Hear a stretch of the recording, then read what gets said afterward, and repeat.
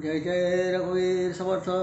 सुखा सारिखे पूर्ण वैराग्य ज्याचे, वसिष्ठा परे ज्ञान योगेश्वराचे. कवी वाल्मिका सारिखा मान ऐसा, नमस्कार तया सद्गुरु रामदासा. जय जय रघुवीर समर्थ. समर्थ रामदास स्वामी रचित मनाचे श्लोक क्रमांक 44. याच्यामध्ये काय म्हटलंय? आपण निजध्यास, मागच्या श्लोकामध्ये त्यांनी सांगितलं सदा मानसी तो निजध्यास राहो. आता निजध्यास कसा साधायचा त्यासाठीचं थोडक्यात पण सूक्ष्मपणे त्यांनी मार्गदर्शन केलेलं आहे. काय म्हणतात?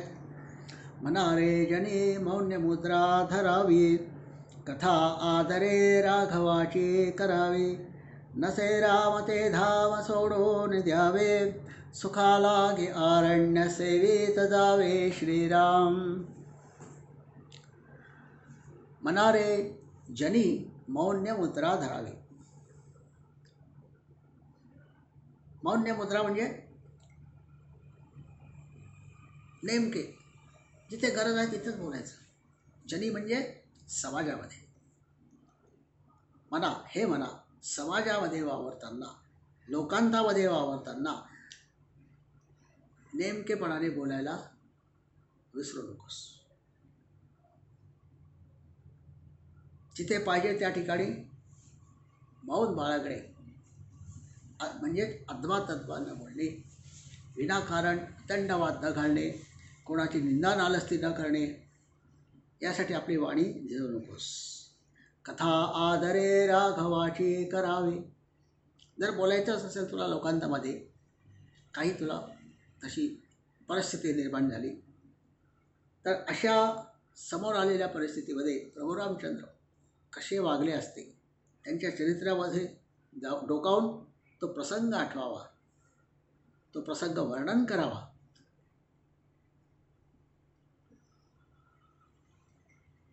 जेणेकरून समोरच्याला नेमकं कळेल तो चूक आहे का बरोबर आहे. समाजामध्ये 50 माणसं असतात, 100 माणसं असतात, हजारो माणसं असतात, पण तो तुमच्या संपर्कामध्ये आलेले 20-25 माणसाच्या समोर जर तुम्हाला काही एखादा प्रसंग, विपरीत प्रसंगामध्ये काहीतरी भाष्य करायची गरज पडली, गरज भासली किंवा सांगितली की तुमचं काय म्हणणं आहे असं सांगितलं, तर अशा वेळेस कथा आदरे राघवाची करावी. म्हणजेच राघव म्हणजेच प्रभू रामचंद्र श्रीराम सत्ययुगामध्ये असताना अशा प्रकारच्या प्रसंगामध्ये कसे वागले असते, काय बोलले असते, तशा प्रकारचं वर्तन तू करावंस प्रयत्न कर. किंवा त्यांची एखादी गोष्ट सांगायची, चरित्राचा एखादा भाग सांगायचा, ज्याला समजेल तो समजून घेईल, ज्याला नाही समजणार तो समजून घेण्याचा प्रयत्न करेल. त्यांना काय म्हणायचं आहे? नसे राम ते धाम सोडून द्यावे. धाम म्हणजे वसतिस्थान, राम म्हणजे आत्माराम, सोडून द्यावे म्हणजे त्यागावे. या ठिकाणी समूहामध्ये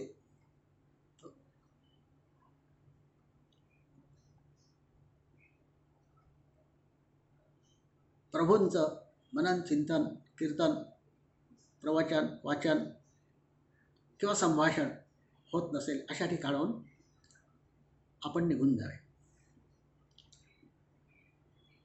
दुसरा अर्थ असाही आहे, नसे राम ते धाम सोडून द्यावे. म्हणजे ज्या घरामध्ये रामाचा फोटो नाही आहे, ज्या घरामध्ये रामाच्या कथा चालत नाही आहे, पण तिथे कोणाची तरी कथा चालू आहे ना, रामाचीच चालली पाहिजे असा आग्रह कशाला हवा आहे.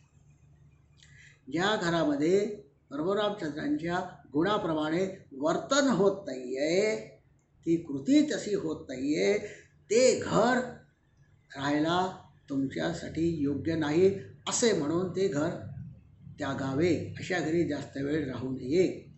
म्हणजेच ज्या घरामध्ये, या समाजामध्ये, ज्या गावामध्ये दुर्जनच जास्त राहत आहेत, तिथे आपलं वास्तव्य जास्त काळ करू नये. सुखा लागे आरण्य सेवित जावे. अरण्य म्हणजे या ठिकाणी अरण्याचा खूप गर्भित अर्थ आहे. अरण्यामध्ये कसे असतात म्हणजे जंगलामध्ये कसं असतं, सगळे काही झाडं बहरलेली असतात, तुडुंब भरलेली असतात. वृक्ष लता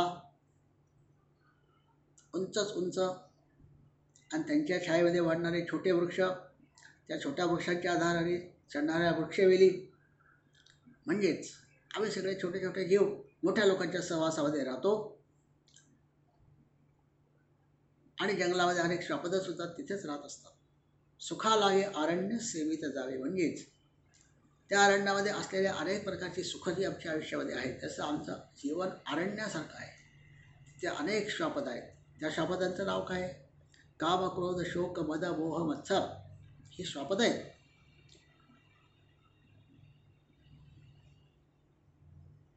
त्यांच्या आहारी किंवा त्यांचं भक्षस्थानी आम्हाला पडायचं नाही आहे.